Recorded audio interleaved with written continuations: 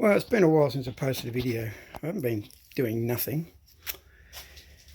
I took the inspiration from Laura Camp's video and made a an under shelf storage setup. So I've got metric stainless steel. Oh. Okay, metric stainless steel. I got small mild steel stuff. Metric, slightly larger, and I got longer bolts, and then screws, and I still have 3 empties. Down here I've got my beginnings of my electrical, and I've got an assortment of larger bolts and stuff in another one that doesn't fit, but I'm going to put, I've got some spare roof screws and stuff there, well, all roof screws, but this will become drawers. And I put in, my daughter has got a different under desk set of shelves. These, I put these in, I don't know, going on 20 years ago. I got these for my, I built a, hang on, I'll show you. I made this with my son just as a project. So I've got the bench underneath, and then we've got the bed on the top. And I made this, he's 35 now. I think he was about 13 or 14 when I made this. And my daughter has been using it for 20 years of its life. So do note the swords that we have down the side there. But down here, where there's this little set of drawers, there was that other one that I've now got in the workshop. She's got this all set up for her craft, and we've got a light up there and so forth. So yes, this was a project I made a long time ago, and as I said, this was the drawers that I bought. So, you know, I've got my drills in the top and a socket set, and I haven't finished sorting this out. That's a puller I made a while back. And yeah, so I've got various bits and pieces in there, but I'll put drawers in here. I've got my wardrobe over here with a lot of stuff in it. I've got an assortment of pneumatic and power tools here, and some boxes that I should throw away probably. And there's my jigsaw, grinder, drill, and that's my box for these two. There. Those two, drill and impact. Then I've got a little, this is a vacuum gauge thing. This is a nice socket set, 1/2 inch drive, tap and die. Oh, now this was an interesting one. This is my pneumatic,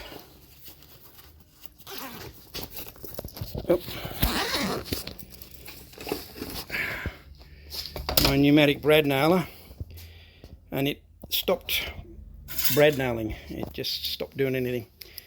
And I watched, I should link somewhere, but I watched a few videos, and turns out it was working fine. I put it in there, put it away in there, and just left it for 6 or 8 months or something, and then went to use it, and it wouldn't release the nail. It just instead of bang. So I just took out these 4 screws, as according to the other videos. If you Google for fixing brad nailer, you'll find them for sure. So take out those 4 screws on the back, pull that out, and there's a piston that goes up in here, and all the grease just dries, the oil. So you should oil here before use and after use. And it says, actually, when I read the instructions, it says to oil it every 6 hours if you're using it hard. And it came with this little bottle of oil, and the instructions, if I'd bothered to read them, would have told me that I should be oiling it. So I oiled it and it works fine. Yesterday, initially I put these little supports that hold the boxes up. I put them 32 millimeters apart, and they very, very nearly worked, but they always dragged the one above or below with them because they were just touching. So yesterday I took them all out, and when I put them in, the brad nailer wasn't working, so I fixed that in the meantime. I put screws in last time, and I just removed all those screws and made up a piece that is the right 35 millimeter, and just use that to space them apart, and now they all work very nicely. So that was a job I did yesterday. I've been cleaning up. This was always a mess in the corner, so having these has allowed me to clear a lot of the bench space. I had these power strips sitting on the bench, and this morning I just mounted them to get my bench space sort of improving. And it's getting pretty warm in here. In fact, if I flip the camera, no, that's not flipping the camera. I can't flip the camera live. Anyway, if I flip the camera, oh yes, I put this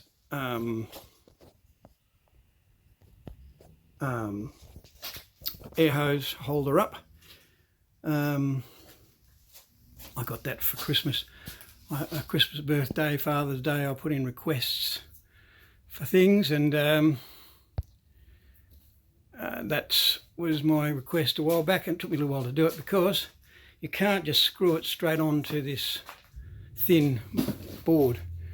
This board, it's all right, but there's a down on this line here, I've got a piece of wood behind that up on all of the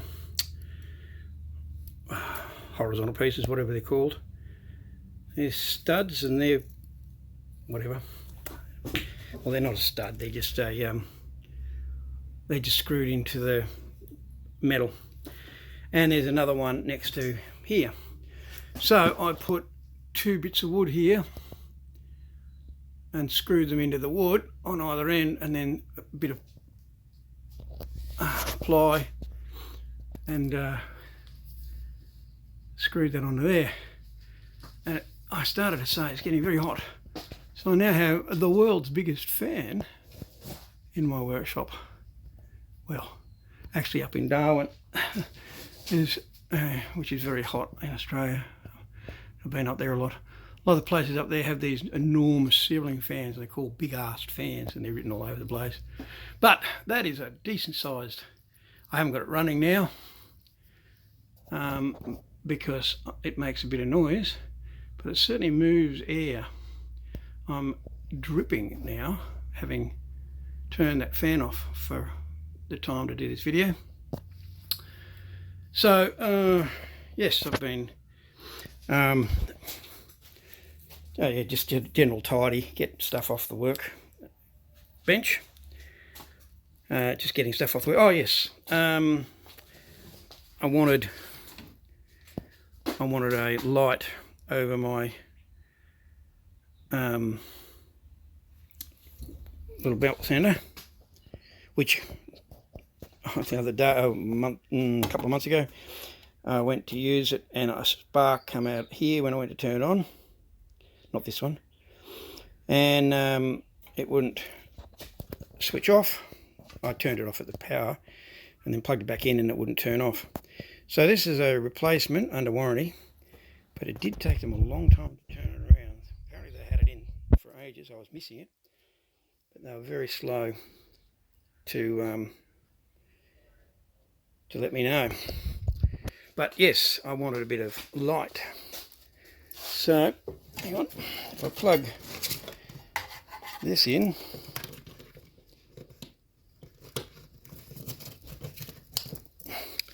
Right, so I can lift this up and down. These are just a standard type of unit that I just took the base off and made up this arm. So I've got a bit of tube here pressed in, and then got a pivot here, and a pivot here, and I've screwed it to the wall with I did some welder testing, and I welded these were just little brackets I had, and I welded them together just as an experiment with my old welder. Had a friend come over who knows how to weld very well, and he checked out my welder and said what I should do is put it back in the box, clean it up really well, and advertise it to someone who's wants to own a welder but will never weld. And of course there are such people. So I've got 2 of those like that, and I welded pipe onto that, and I mean I still use my old welder, but you know, it's all right. But you know, it's strong enough, but it's a bit ugly. So, whoa, okay, so I've got things on the floor here I need to clean up. All right, so I don't know, I did make something on this, but I didn't post it, so I ended up buying this MIG. And the first project I did was I made this trolley, and the trolley is made out of the old legs of the Triton stand that I replaced with new metal. So there's nothing wrong with the square tube, and a bit of angle and whatever. And I just got that. I was using flux core, and I've just decided I'll give the gas a go, and if I'm happy with it, which so far I haven't done much welding, but assuming that it works as well as I think it will, I will modify this little trolley to put the gas bottle on that. So that's been a bit of a learning curve on that. Oh yes, and because in here it gets quite smoky when you weld, particularly with the flux core, I put this into the, this is just a exhaust fan, obviously, a duct fan, and I'm going to make up some sort of a system to hang that, hang the tube better, but in all honesty that works quite well. So I think that's the majority of what I've done. Oh yes, I had a bit of a failure on this. One of these belts actually broke, and these belts, that's only a centimetre across here. These belts, you cannot buy them in Wollongong. That was very frustrating, but I ended up buying them off Amazon. I don't like Amazon, but they had 2 belts, and these are advertised for a washing machine, and they are exactly the right size. So I replaced both those belts, and I've got a spare. Oh yes, here's my drawing of that. So and there's been a bit of fence action going on with over on the side out here, down along this fence line here. I've got a new neighbour, and he's keen to fix the fence, and it's fair enough because the fence is pretty bad. So actually I will, hold on, as part of that whole project I'm getting quite a pile here of mulch, because down the back here was pretty ordinary. So this is a terrible fence that's being replaced. Our previous neighbours and I weren't very worried about it, so there's been much action on this.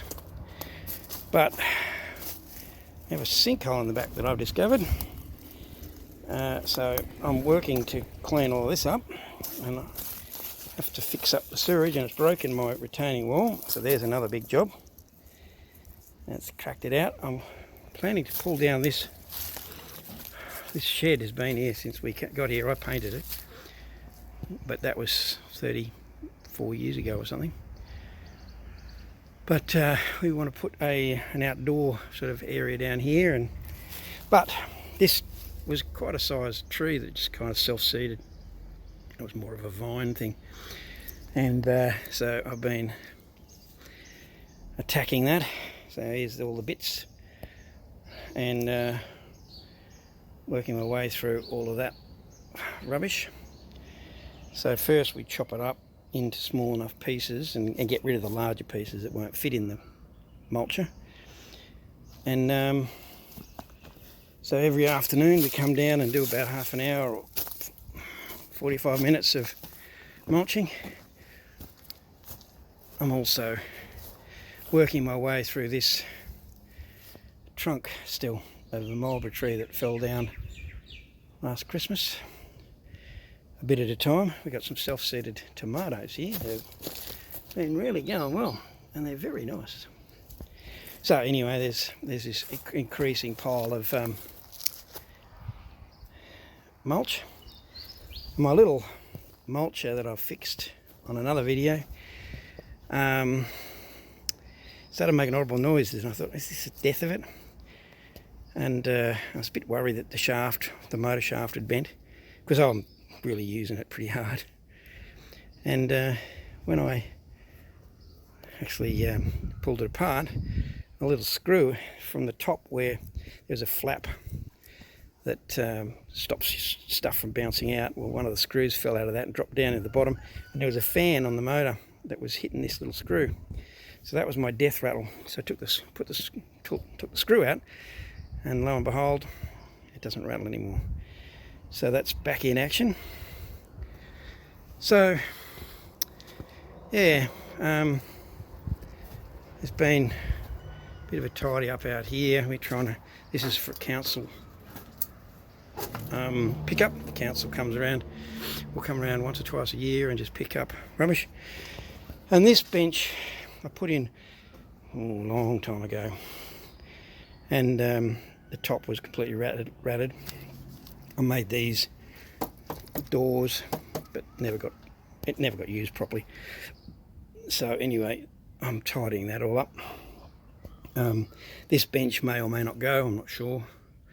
We're thinking about some fairly major bits and pieces with this house.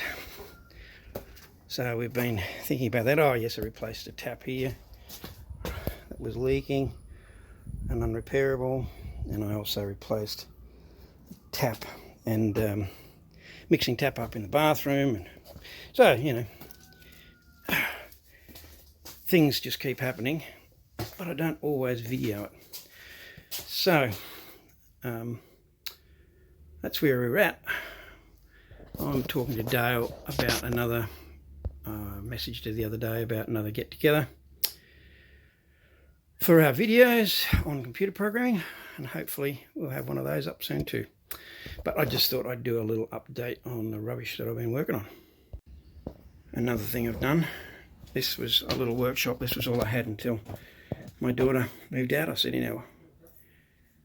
in my father of bride speech, I didn't see it so much as losing a daughter as gaining a workshop, because she moved out of the side of the shed. So this was my only workshop. I've moved the vise off there, but I'm going to set this all up. And in fact, this is one of those lights that I modified to put over the bench. But anyway, I haven't finished yet. Got a little power supply and got some heat shrink, and I bought a soldering station. So this is all set up. So I've got a spot for my electronics.